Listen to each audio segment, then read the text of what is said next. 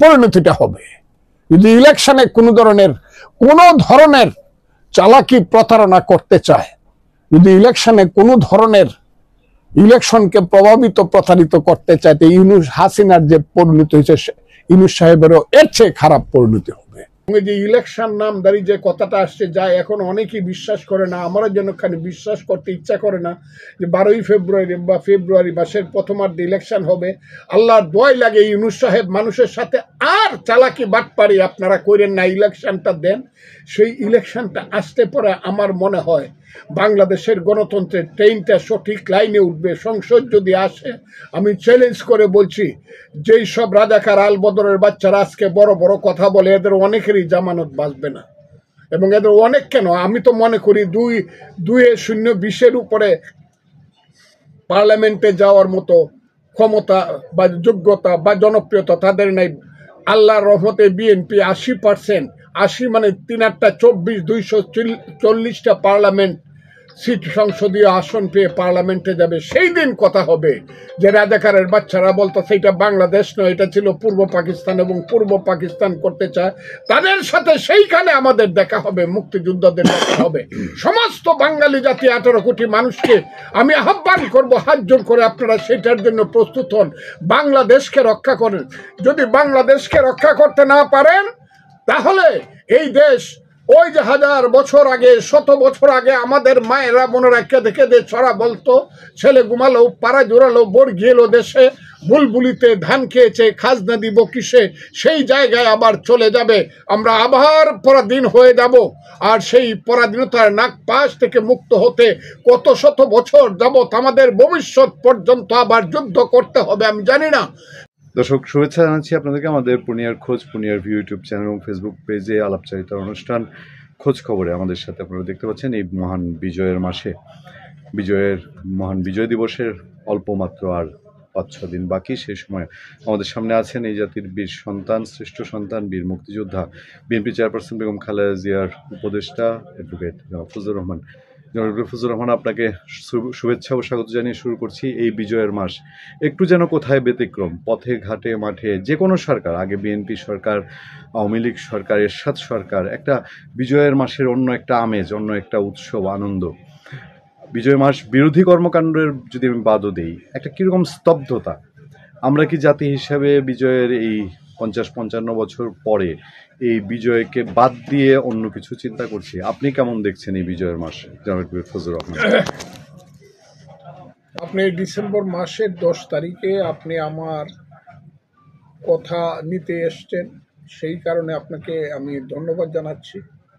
আসলে এখন আর মনে হয় না যে এটা বিজয়ের মাস, কারণ আমরা বিজয়ী জাতি, যারা 71-এ যারা আমরা বিজয়ী হয়েছিলাম, এখন নিজেদেরকে পরাজিতই মনে হয়। জাতি হিসাবে বোধ হয় আমরা পরাজিত হয়ে গেলাম।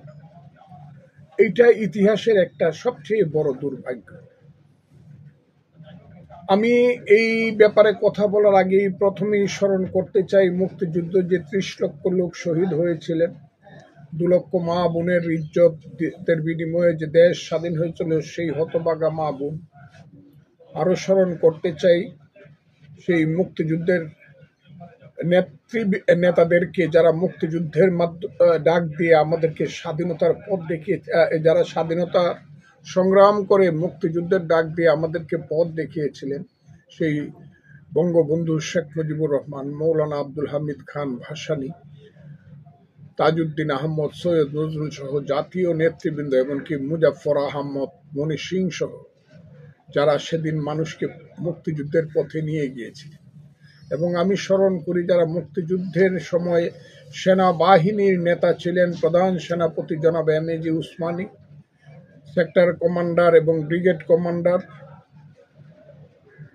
General Ziaur Rahman Bir Uttom,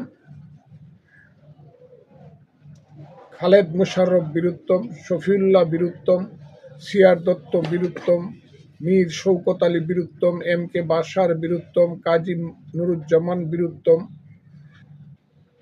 MA. Jalil Biruttom, MA. Manzur Biruttom এবং কর্নেল তাহের বীরুত্তম সহ যারা এই দেশকে সেক্টরে সেক্টরে নেতৃত্ব দিয়ে স্বাধীন করেছে, তাদের এখন সম্ভবত আর কেউ জীবিত নাই। তাদের প্রত্যেকের আত্মার প্রতি আমি আমার শ্রদ্ধা জানাচ্ছি। আল্লাহ তাদেরকে বেহেশত নসিব করুক।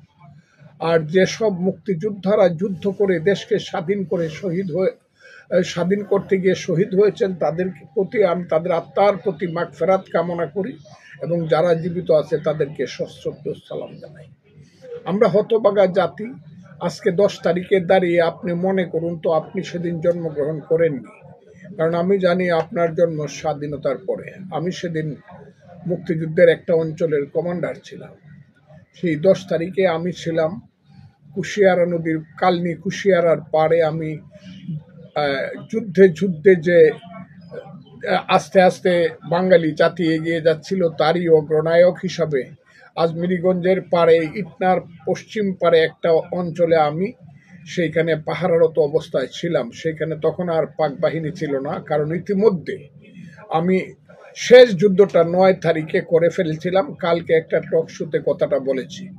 সেই 9 তারিখে যারা ছিলাম, আমি কমান্ডার ছিলাম, নিহারেন্দু দেবনাথ ছিল ডেপুটি কমান্ডার, আবু তাহের ঠাকুর, কাকাইচোর তৎকালীন চেয়ারম্যান নুরুল হক ভুইয়া, তার ভাই মেজবাউদ্দিন ভুইয়া, এবং 2 জনের নামটা বলতে আমি ভুলে গেছি, আমার বন্ধু ইউসুফ এবং আমার আরেক ভাই পরবর্তী সময়ে আওয়ামী লীগের নেতা, এখনো জীবিত আছে, চেয়ারম্যান ছিল কাঠখালে, রইসুদ্দিন আহমদ সহ অনেকেই কাঠখালে সেদিন আমাকে সহযোগিতা করেছিল। এই নামগুলা বলতে আমার ভুল হয়ে, যদি কারো নাম বলতে ভুল হয়ে থাকে আমাকে মাফ করতে হবে।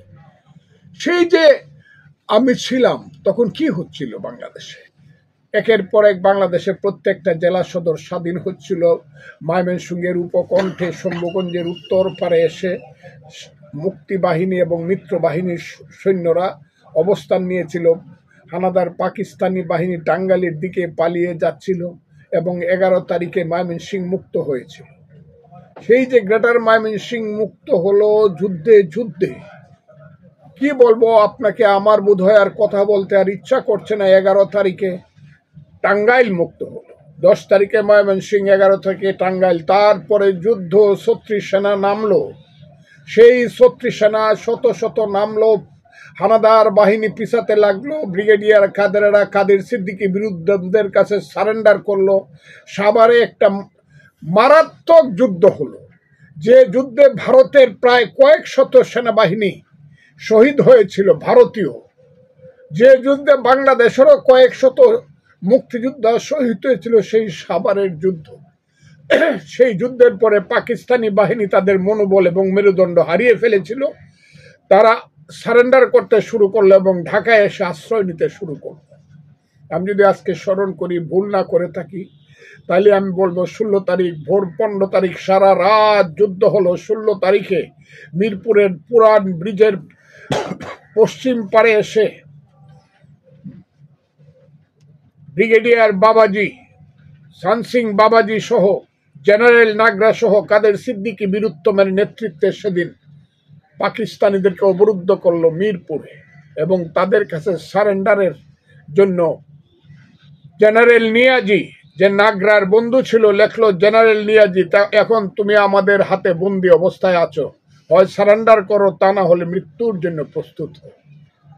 এবং 16 তারিখে সকাল 9টার সময় পাকিস্তানিদের সেই জিন্দান খানায়, ক্যান্টনমেন্টের গুহায় নিয়াজি তাদেরকে আহ্বান করলো এবং প্রায় পায়ে ধরে সারেন্ডার করে বলল, আমি আজকেই সারেন্ডার করব। আর সেই সারেন্ডারের দলিল স্বাক্ষর হলো 16ই ডিসেম্বর।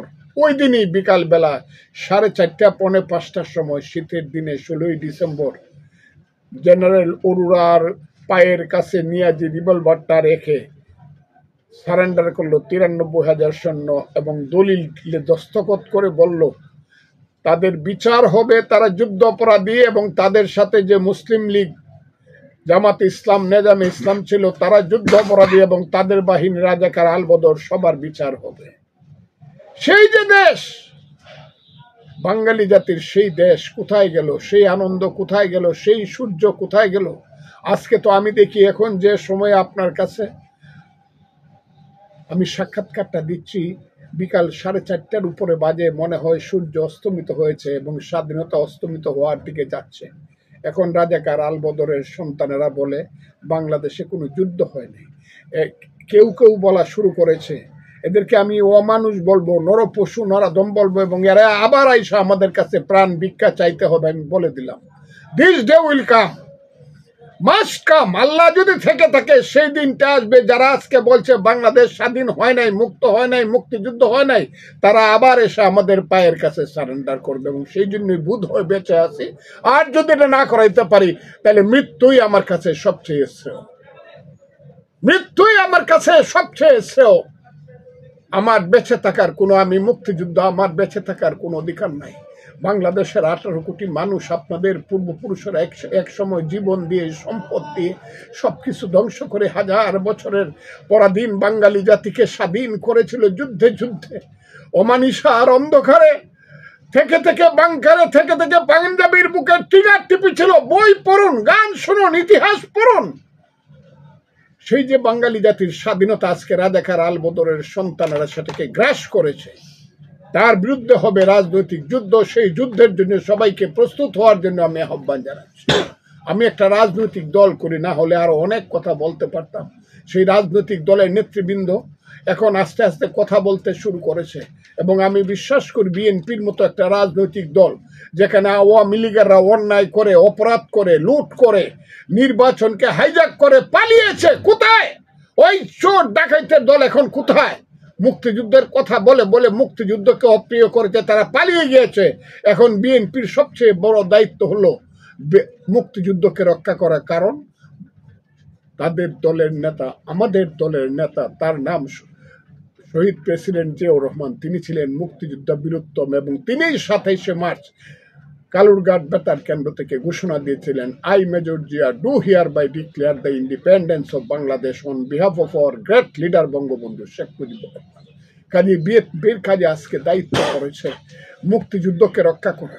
এবং কিন্তু আমি বাঙালি জাতি এখন যারা আছেন তাদেরকে হাত জোর করে বলি, যারা সন্তান তাদেরকে আমি সন্তান হিসাবে বলি, যারা বৃদ্ধ তাদেরকে আমি বড় ভাই হিসাবে বলি, যারা আমার সমসাময়িক মুখ তাদেরকে বন্ধু হিসাবে বলি, রাস্তায় নেমে আসুন। আপনারা আগামী যে নির্বাচনটা হবে, সেই নির্বাচনে মুক্তিযুদ্ধকে বাঁচানোর জন্য শহীদ জিয়ার দল তারেক রহমান এবং দেশনেত্রী বেগম খালেদা জিয়ার নেতৃত্বের দল বিএনপিকে আপনারা ধানের শীষ মার্কায় ভোট দিয়ে আপনারা অন্তত বাংলাদেশ নামে একটা দেশকে রক্ষা করেন। এটাই হলো আজকে আমার চাওয়া মানুষের কাছে। আমি আরেকটু মুক্তিযুদ্ধের কথা আপনার কাছ থেকে শুনবো, কিন্তু যেহেতু জামাতের প্রসঙ্গ এসছে এবং নির্বাচনের প্রসঙ্গ এসছে, আমি একটু জানতে চাই আপনার কাছে যে এই সরকার, ডক্টর মোহাম্মদ ইউনূস সরকারের সময় জামাত যতটা কমফোর্টেবল, আপনারা ইতিহাস এতটা কমফোর্টেবল জোনে তারা অতীতে কখনো ছিলেন না।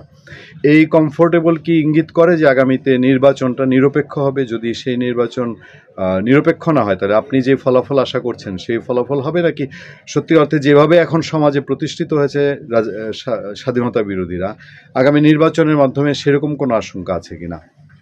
আশঙ্কা আমার মধ্যে 100% আছে। কারণ ইউনূস সাহেবকে আমি যা মনে করেছিলাম তিনি তা না।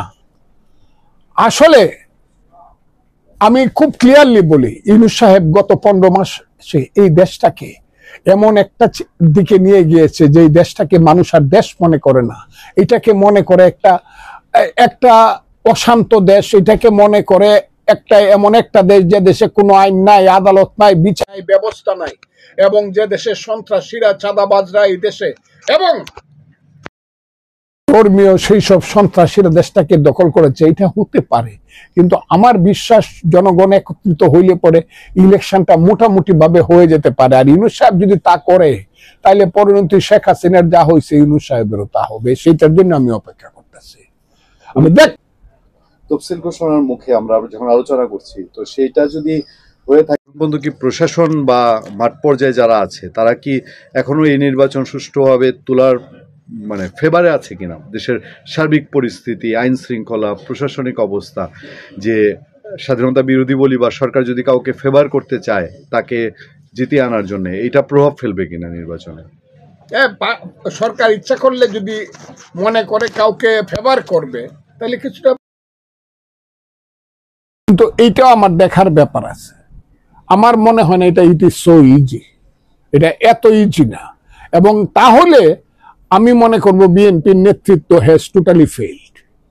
কারণ বিএনপির নেতৃত্ব যেভাবে ইউনূস সাহেব এবং তার সরকারকে বিশ্বাস করে নির্বাচনে যাচ্ছে, ইউনূস সাহেব এবং তার সরকার যদি বিএনপির সাথে এই ধরনের বিশ্বাসঘাতকতাটা করে, তাহলে ইউনূস সাহেবের তো পতন হবেই। বিএনপির নেতৃত্ব সম্পর্কে মানুষের মস্ত বড় একটা প্রশ্নবোধক চিহ্ন আসবে। তাইলে কার সঙ্গে তারা এতদিন সহযোগিতা করছে? এটা হলো আমার কথা। আমি আমার দল যেহেতু বিশ্বাস করতেছে, সবটা কথা বলতে পারি না, কিন্তু খুব সাবধান থাকতে হবে, খুব সাবধান। আর যারা ডিসি, এসপি, যারা ইউনো, যারা এসিলেন্ট, যারা রিটার্নিং অফিসার হবে, তারা তো এই দেশেরই মানুষ, সব রাজাকারের ঘর থেকে জন্ম নিছে, এইটা মনে করার কোনো কারণ তো নাই। আমি এটা মনেও করি না যে সব রাজাকার আলবদরার সব মধ্যযুগীয় বর্বর, এরা তো আধুনিক মানুষ। মধ্যযুগীয় বর্বরদের পক্ষে একদম জীবন দিয়ে দিব আমার মনে হয় না। তখন দেখা যাবে কারা লিডারশিপে আসেন, বলে দিলাম। এটাও কিন্তু এত ইজি না। যদি ইলেকশনকে যদি কোনোভাবে 2 নম্বরই করতে চায়, এটাও কিন্তু সারা হবে না, এটা বলে দিলাম। এটা প্রতিবাদ এমন ভাবে হবে, প্রতিরোধ এমন ভাবে হবে যে পালানোর পথ পাবে না। আমি আরেকটু শুধু জানতে চাই, আমি আপনাকে বলেছি যে মুক্তিযুদ্ধ সম্পর্কে আরেকটু জানতে চাই। এইবারের এই সরকারের সময় সেই মনে হলো মুক্তিযুদ্ধের কুচকাওয়াজ হচ্ছে না, মানে বিজয় দিবস, স্বাধীনতা দিবসের কুচকাওয়াজ হচ্ছে না অনেকদিন। তারপর কোনো যেন রাষ্ট্রীয় আয়োজন, যে একটা বিজয়ের এত বছর উদযাপন, সেই রকম কোনো আবেশ কোথাও কিছু নেই। সরকারের দিক থেকেও আমরা রাষ্ট্রীয় উদ্যোগ থাকে আগে, সেইটা আমরা এই সরকারের সময় কিছুই চোখে পড়ার মতন কিছু দেখতে পাচ্ছি না। এটা কি শুধুই মাত্র 16ই ডিসেম্বরের আনুষ্ঠানিকতা, নাকি এর পেছনে অন্য কোনো উদ্দেশ্য থাকতে পারে? 1 নম্বর হলো, আমরা গাছ থেকে কোনোদিন আম আশা করা ঠিক না। আমি এতদিন যাব যুদ্ধে বিশ্বাস করে না বলে আমার ধারণা। তার পরিবারের কেউ মুক্তিযুদ্ধে যায় নাই।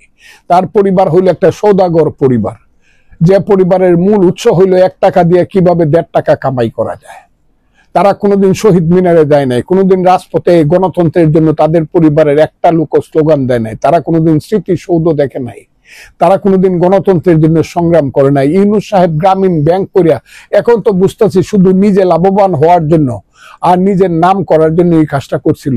কাজে আমি মনে করি যে ইউনূস সাহেবের কাছ থেকে আমরা গাছ থেকে ফজলে আম চাই না। তো ইউনূস সাহেবের আমলে সুন্দর করে 16ই ডিসেম্বর এটা আমরা করবো না।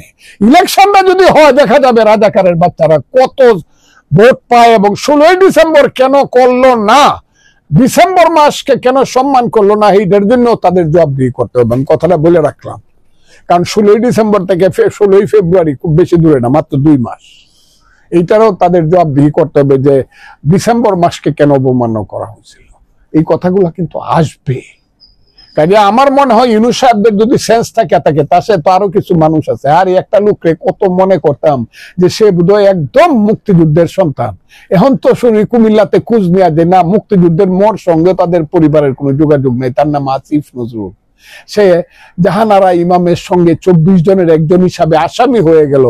আমার মনে হইতো হায় হায়, এরকম একটা যুবক। এখন তো দেখি বাবা রে, হ্যাঁ, আমি তো চিনতেই পারছি না। হ্যাঁ, আমি তো দেখলাম যে এইসব লোককে বিশ্বাস করে কি করলাম ভাই, গাজীর গীত গায়া ফাঁসিয়া কামাই করলাম 1.5 টাকা খায়া। এরা তো এই শ্রেণীর লোক। হে মুক্তিযুদ্ধ পালন করবে না। ওই যে একটা লোক বসে আছে সংস্কৃতি মন্ত্রণালয়ে, আমরা দেখলে দূর থেকে ফজলু ভাই করে একটা হাসি দিত। আমি মনে হতো সাংঘাতিক সংস্কৃতি সেবী, তার বউ অভিনয় করতো, কত সুন্দর নাটক নভেল করতো। সেই লোকজন এখন পাকিস্তানের হানাদার বাহিনীর পালিত গোলাম হয়ে গেছে। তাদের চেতনায় তারা কি বলবো, তাদের চেতনায় তারা একদম ভরপুর হয়ে গেছে, পাকিস্তানি চেতনায়। এটা চিন্তা করতেই তো আমার ঘৃণা লাগে এইসব লোকজনের প্রতি। নামটা নাকি সংস্কৃতি মন্ত্রী, আমার নামটাও মনে থাকে। হ্যাঁ, ফারুকি সাহেব। তাহারে কত সংস্কৃতিবান লোক। এখন কি দেখি, এখন দেখি যে এই যে নাটক করলে, শিল্পকলাতে ঢিলায়, বোমা ফুটায়, এগুলো দেখি। দেখা যাক, আসবে 16ই ডিসেম্বর নিয়ে আমি আমরা কাছ থেকে আশা করি না। আমি ইউনূস সাহেবের সরকারের কাছ থেকে মুক্তিযুদ্ধ আর আশা করি না। মুক্তিযুদ্ধ আমরা করে নিব না, অনুষ্ঠান আমরা করে নিব। আমাদের এই প্রজন্মের একটা আক্ষেপের কথা দিয়ে শেষ করতে চাই যে আমাদের এই প্রজন্ম, আপনারা তো মুক্তিযোদ্ধা দেশ স্বাধীন করে এনে দিচ্ছেন, আপনাদের আবেগ কোন মাপের হতে পারে এই সময় আমরা বুঝি। আমরা এই শুনি নাই কখনো যে বিজয় দিবস 16ই ডিসেম্বর না, বিজয় দিবস এই সেই বিভিন্ন কালো দিবস, এর চেয়েও জঘন্য ভাষা, এর চেয়েও জঘন্য ভাষায়। এবং পাকিস্তান খুব ভালো দেশ, ও নাকি মৌলানা নাকি, আমি বলছি ও ওর মা পাকিস্তান ছিল। আমি কথাটা কইছি, আমি আপনাকে খুব ক্লিয়ারলি বলি, এখন দেখবেন ঢাকা বিশ্ববিদ্যালয়ে, যেটা আমি সমর্থন করি না, এটাও সমর্থন করি না যে অন্য দেশের পতাকা পারানো হোক, কিন্তু ঢাকা বিশ্ববিদ্যালয় কিন্তু চলছে। ঢাকা বিশ্ববিদ্যালয় না, সারা হাজার হাজার যুবক ছাত্র ফজলুর রহমান নামে পাগল, এখানে গেলে পরে 10 মিনিটের মধ্যে 100 ছেলে হিসাব গির করে দাঁড়ায়, আপনি আগান আমরা আছি, দিস টাইম উইল কাম। এখনকার প্রজন্ম মুক্তিযুদ্ধের পক্ষে, এটা যারা বিশ্বাস করে না তারা ভুল করতেছে। ওই কতগুলা রাজাকারের ছেলে, ওই শিবির টিবির যারা ছাত্র লীগ ছিল, ওখান থেকে বাইরে মুনাফেক হিসাবে শিবির হয়েছে, এদেরকে দেখে যারা মনে করতেছে ডাকসু মাকসু দল করে ফেলছে, কাজে সব যুবক তার না, সব যুবক তাদের সাথে না। নীল খেতে পোস্টার ছাপায়া, ব্যালট পেপার ছাপায়া যারা ডাকসু মাকসু করে ফেললে পরে এতে করে ছাত্রদের কিছু আসে যায় না। আপনি দেখবেন, আমি বললাম দেশের সমস্ত নতুন প্রজন্ম মুক্তিযুদ্ধের পক্ষে, এবং আমি ভোটটাই করতে চাই। আমার দলকে আমি ভোটটাই আমি করতে চাই। 71-এর মুক্তিযুদ্ধ সঠিক ছিল না 71-এর মুক্তিযুদ্ধ ভুল ছিল? আমরা বলবো জিয়াউর রহমানের দল, আমরা বলবো 71-এর মুক্তিযুদ্ধ সঠিক ছিল। যারা বিশ্বাস করো তারা ধানের শীষে ভোট দাও, আর যারা বলো 71-এর মুক্তিযুদ্ধ ভোট ছিল তার দাঁড়িপাল্লায় ভোট দাও, দেখি জিনিসটা কি দাঁড়ায়। যদি দাঁড়িপাল্লায় ভোট দিয়ে দেয় দেশের মানুষ, আমি তাদেরকে সেলিউট দিয়ে দেবো যে আমি আপনাদেরকে সেলিউট দিলাম, আমার আর এই দেশে দরকার নাই। এমনও হইতে পারে যে আমার বাঁচারই দরকার নাই, কিন্তু আমি চিন্তা করব, চেষ্টা করব, এবং এই দেশটাকে এই জায়গাতে নিয়ে যাব যে 71 সঠিক ছিল, মুক্তিযুদ্ধ সঠিক ছিল। আমি জানি সেই পক্ষে 90% সিট আসবে, 90%, 263 অংশে 270টা সিট আসবে মুক্তিযুদ্ধের পক্ষে। কথাটা বলে দিলাম, পার্লামেন্ট সিট, এটা মনে রাখেন। Thank you.